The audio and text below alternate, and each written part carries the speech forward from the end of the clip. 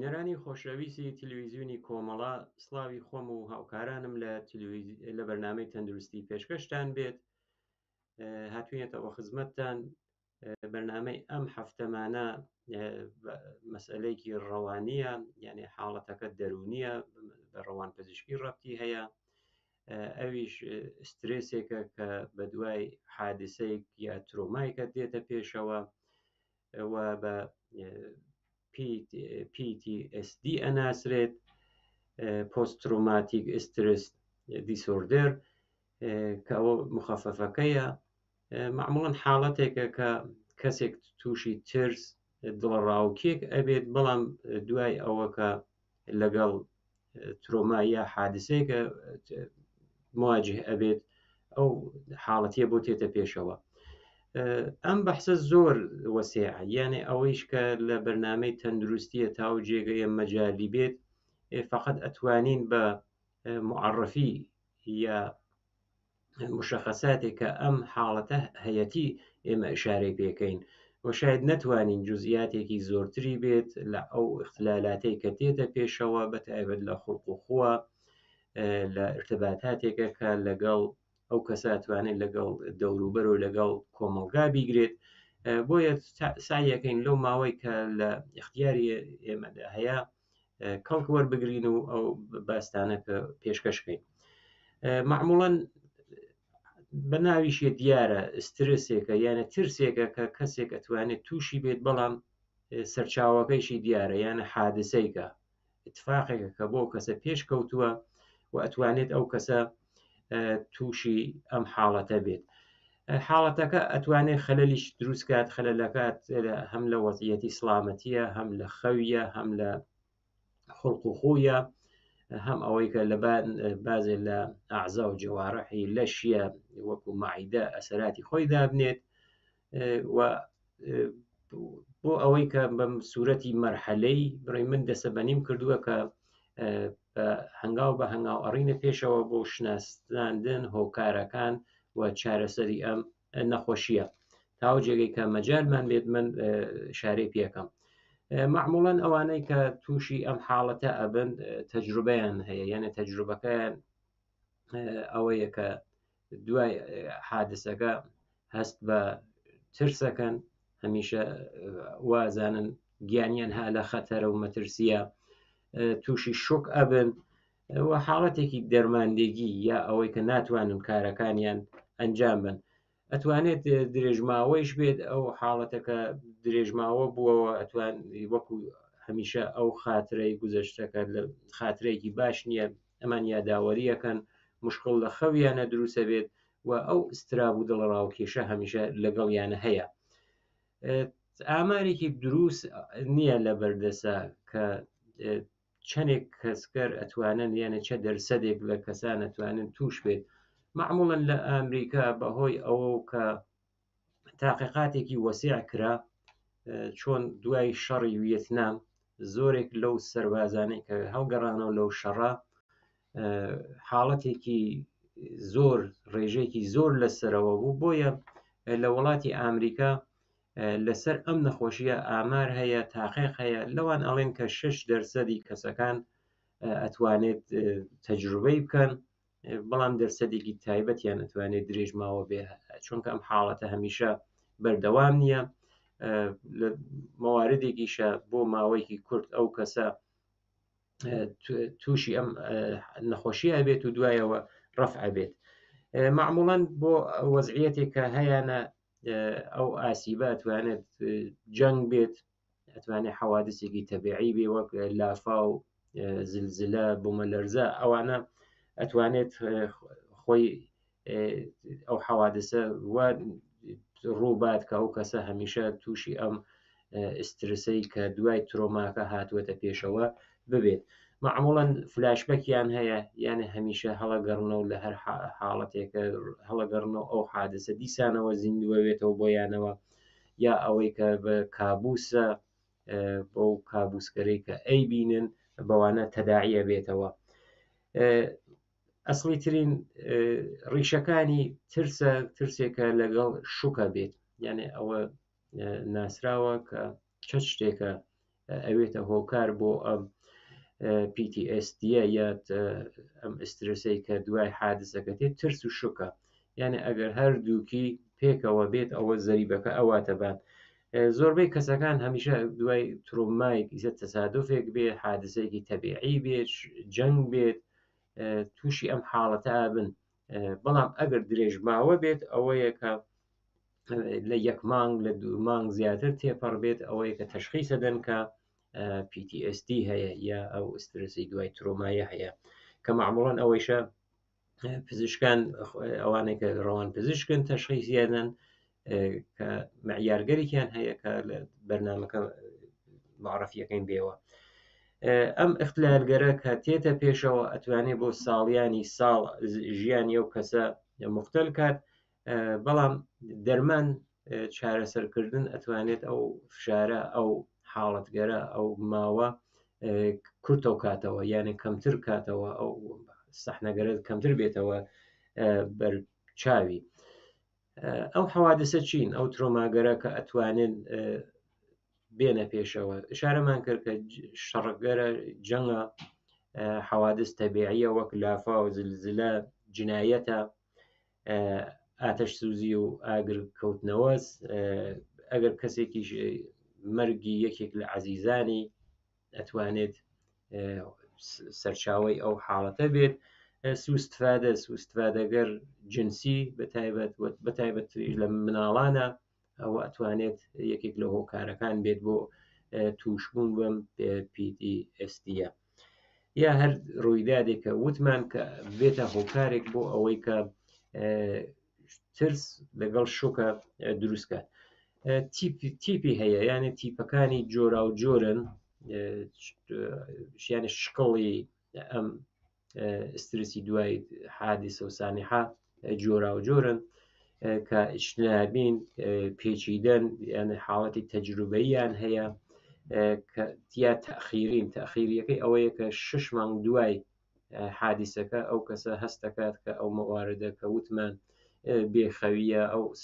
سەحنەستێتەوە بەرچاوی، یا ئەوەی کە هەست بە کابوسێکەکە کە گیانی ها لە مەترسیە، ئەوەی کە ئەگەر تەجروبەیەکەیشی ئەوەسە کە هەست بە بێگانگی لە خۆیە کات، یعنی حەز ناکات لەگەڵ جامعە و کۆمەلگا تێکەڵ بێت. هەیە لە زایمانە بەتایبەت چونکە لە ژنانیشە زۆرترە لە پیاوان، لە زایمانە زایمانگەرێکی سەختیش ئەتوانێت ئەو خانمانەی کە زایمانگەرێکی سەختیان هەیە تووشی ئەم حاڵەتیان نەکات، دەرسەدێکی زۆر کەمیان درێژخایەنە، لە دەرسەدێکی زۆریان خۆشبەختانە ماوەیە کاتی و ئەو دەورە تێپەڕەکەن. مناڵانیش زۆر مهمە، بەتایبەت مناڵانێک کە خوار 6 ساڵ تەمەنیانە، لەو مناڵانیشە ئەگەر هەر یەک لەو حاڵەتگەرە بۆ نمونە زلزلەیەک بۆ لافاوێک یا جەنگ ئەتوانێت تەسیری بێت و ئەو ماوە درێژماوە لە سەر مێشک و لە سەر ڕەوانیانە بمێنێتەوە. لە گەورە ساڵانە ئەگەر ئشارەکەین بە نیشانەکانی چین، معموڵەن عەلایمەکان دوای 3 مانگە خۆی نیشانات، یعنی ئەوە نییە کە فۆری خۆی نیشان بات، 3 مانگە کێژەوە دوای 3 مانگە و ئەو نیشانەگەرە خۆی نیشانەدات و هەرچیکیش ئەڕواتە پێشەوە نیشانەکان خراپترە بێت. معیارێک هەیە کە ئەو معیارە هین ڕەوان پزیشکەکانە کە خۆیان بە DSM-5 ناسێن، دیارە ڕەدەبەندی کراوە وەکو جەدوەلێکە کە لەو جەدوەلە بە تبق ئەو DSM-5 بەڕەسیەکەن کە بەڕەسیەکەی شامل ئەوانەسە کە تەجروبەی هەست ئایا و کەسە پرسیاری لەکەن ئایا تەجروبەی کردووە، بۆ نمونە مەرگ منزورەوەسە مەلەی کردووە لە حینی مەلەکە هاتووە بخنکێت، نزیک بووگە بخنکێت، یا ئەوەی کە شاهد بووگە، یعنی مستەقیم و غیرە مستەقیم. شەرت ئەوە نییە کە حتمما خۆی بین، یا تادید بە قەتڵ بووێت، تادید بە قەتڵ ئەویشە مستەقیم و غیرە مستەقیمە. منزور ئەوەیە کە لە شوێنێکە بوو بێت کە یا خۆی یا شاهد بووگەکە ئەو تادید بە قەتڵە بەتایبەت لەبان گیانیە و ئەو یەکێک لەو دەرەجەگەرەسە یەکێک لەو معیارگەرەسە کە لەو DSM-5 سوالی لێکەن. یا یەکێکتر لەو پرسیارگەرەوە ئەمانەسە کە ئایا زیاتر لە 1 مانگ ئەم حاڵەتگەرە درێژەی کێشاوە، علایمەکەیشی ئەوەسە کە مزاحمەتە، ئیجتنابە یا تەسیر بەرخۆڵق و خووە. ئیجتناب ئەوەسە کە علایمگەر ئیجتناب ئەوەسە کە خودداریەکە، یعنی ئەو شتێک کە لێ پرسی جواب ناداتەوە. بۆ نمونە ئەو ڕەوان پزیشکە کاتێککە پرسیاری لێکات لەسەر ئەو اتفاقی کە بۆی کەوتووە جواب ناداتەوە یا سعیەکە خۆی دوورۆخاتەوە لە ئەو سەحنەگەرەی دیسانەوە بێریتەوە بەرچاوی ئەوە کە پێی ئەڵێن کە ئیجتناب. یا علایمی مزاحمەت ئەو نیشانەگەرزە ئایا ئەپرسێ لێ لە خەوە داچڵەکەیت خەوە شێوەیەکە، کابوسە بینیت، کابوس ئەوەیەکە و کەسانە هەستەکەن کە یەک نەفەر خەریکە گیانیان تادی دەکات، معموڵەن ئەو سەحنەگەرە بۆیان تەداعیە بێتەوە. لەبان خوڵق و خویشیانەوە ئەوەیە کە هەرچەند ناتەوانن، یعنی ناتوانن لەوەی کە ئەو شتە یاداوەریشی بکەنەوە. یعنی ئەگەر وتمان جیا لەوەی کە پرسیاری لێ بکەیت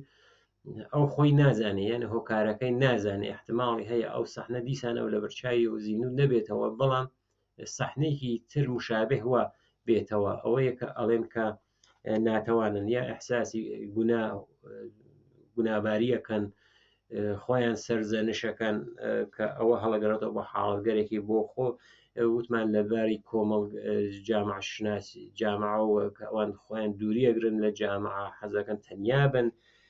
علاقەی بە ژیانیان تێدە خوارەوە، ئەفسوردگی، فوبیا یا ترسیان هەیە و ئەتوانێت تەمەرکوزکردنیشیان، یعنی لەبان مەسئلەی کە سەختە بۆیان کە تەمەرکوزکەن. ئەو مشکڵاتەی کە لەسەر خوڵق و خویشیانە هەیە جیا لەوەی کە اختلالگەری لە خەوە دروستەکات، ئەتوانێت تحریک پەزیریش من، زوو عەسەبانیەون، حاڵەتێکی خەشمگین و تەهاجمی شەگرن بە خۆیانەوە، هەمیشە حساسن کە خەتەرێکی احتماڵی هەیە لە نزیکیانەوە، گیانیان نییە لە سڵامەتیە، لە مەترسیە یا ئەو دڵە ڕاوکێ و ئسترابە کە هەمیشە لەگەڵیانە. علایمی جسمی یا فیزیکیش ئەتوانێت لەگەڵ ئەمانە بێت، لە لەرز، سەرێشە، سەرگێجە، ئازاری مەعدە، بێهێزی، بێخەویان هەیە کە چون بێخەویش ماندوون لە ناوڕۆژە، ئارەق ئەتانن ئارەقکەن، سەرگێژە و ئازارێک هەستکەن کە ها لە قەفەسەی سینەیانە. معموڵەن ئەبێت یەک شت لە نەزەرە بگرین، ئەو مەترسیشە هەیە کەم کەسانە پەنابوون بۆ بێ حەسەک کونەندەکان، بۆ سڕکردن بڵێن وەکو ئەلکول و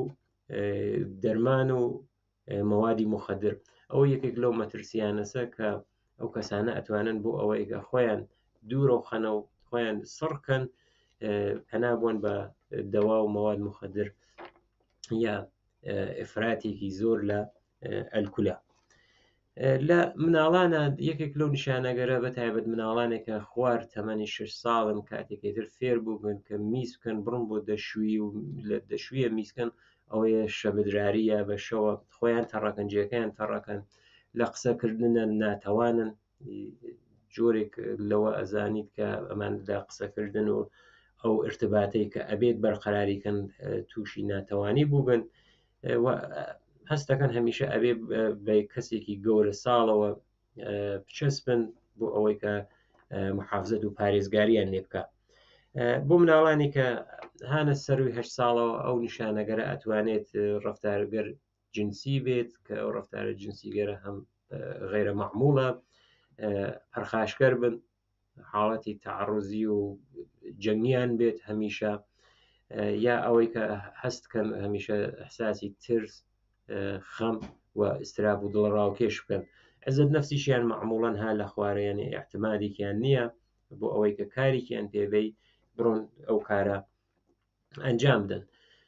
ئەو شتانی کە ئەتوانێت زەمینە ساز بێت یا هۆکارێک بۆ خەتەر، سەروازیە، شەڕە کە وتمان بەڵایای تەبیعی یا ئەو حەوادثە کە لە تەبیعەت ئەتوانێت ڕووبات تەسادفە ئەو تەسادفە ئەتوانێت هەم خۆی ئەو کەسە بە فەرز بۆ نمونە لە ناو ماشینەکە بوێت تسادف ڕوویداە معموڵەن هەیەە ناو تسادفێکە احتر ئەو حاڵەتە وە قویە لە دەرونیانە حەز ناکەن هەر سوار ماشین بنەوە یا ئەوەی کە شاهدی تەسادفێکن ئەوەیە کە وتمان هەمیشە ئەوە نییە کە خۆیان مستەقیم دەرگیری مەسئلەکە من بەڵام ئەتوانن شاهد بن کەسانێک ئەگەر عزیزێکیان لەدەست بدەن ئەو عزیزە چە شێوەیەکی معمولی و تەبیعی بێت یا لە ڕێگەی خشونەتەوە بێت ئەوانە ئەتوانێت هۆکار بێت تجاوز و دەستێژی سکسی یەکێک لە زەمینەکانەکە لەو هەمەڵگەرەسەکە زەمینە خۆشەکە بۆ توشبوون بە ئەم حاڵەتە یا حملەگەرێکی مشخص ئەگەر بۆ نمونە کە بینیویتی کەەوە سەحنەگەرێکە کرد ئەوە شامڵی ئەو سەحنەگەر جەنگیا بێت بۆ تەشخیص و ئەوەی کە دەست نیشانیش بکرێت معموڵەن ئەبێ سەردانی لای دوکتر کار دوکتریش مشخصە ڕەوان پزیشکە ڕەوان پزیشکیش جەلەساتێکی بۆ دائەنێت کە جەلەساتەکە توانێت لە نیو سعات تا 45 دقیقە بێ یا زۆرتر بەهۆی ئەوەی کە ئەو نەخۆشە ئەتوانێت تاخیر قسە بکات یانە ماوەی دوێسێت دوایەوە بێت بڕاتەوە بۆ ئەو شەرحاڵی کە دوکتر گەرێکی ئەو شەرحاڵە نیشان بات معموڵەن ئەگەر ئەو نیشانەگەرە دوای چەند هەفتە خۆت بۆ خۆت ڕەفت بن یانێ نەمێنن ئەوەیە کە ئەڵێن کە PTSD-کی حاد بوو بە گوزەرا بوو بە وەکو ئەوەی کە کتوپڕ دەستی پێ کردووە ئەوەیە کە ئەگەر دوای دوسێ هەفتە ئەو حاڵەتە نەمێنێت ئەوەیە پێ ئەڵێن کە ئەو ئسترسە حادا یانێ زووتر لە مۆعید نەماوە معموڵەن مەواردی حادتریش لەوە هەیە کە ئەبێت حتممەە زوو بە فکری چارەسەرە بیت بە تایبەت ئەوەی کە ئەگەر بیر لە خۆکوژی کەنەوە ئەبێت زوود لە فکری چارەسەرە بن دەرمانکردنی دەرمانی یا ئەوەی کە دەرمان شناختیە مشاورەست دەرمان دەرمانیە یا ئەوەی کە دارووە ڕێگەی سێوەمیش ئەوەسە کە هەردووکی پێکەوە یانێ هەم دارو هەم ئەو مشاورە و ڕەوان دەرمانیەسە بۆیە ئەتوانین بڵێن کە ڕەوان دەرمانی و دارو دەرمانی ڕێگە چارە و یانێ ڕێگە علاجەکەی ئەم حاڵەتەسە معموڵەن ئەو کەسانەی کە پرۆسەکەیان زۆر زۆر درێژخایەنە ئەبێت دەرمانەکەیش هەروە درێژخایەن بێت لەو سەردانە بە یەک سەردان یا دوو سەردان نابێت ئەبێت هەمیشە لەژێر چاودێری ڕەوان پزیشکە بن کە بزانن ئەو پرۆسە چۆنەچێت پێشەوە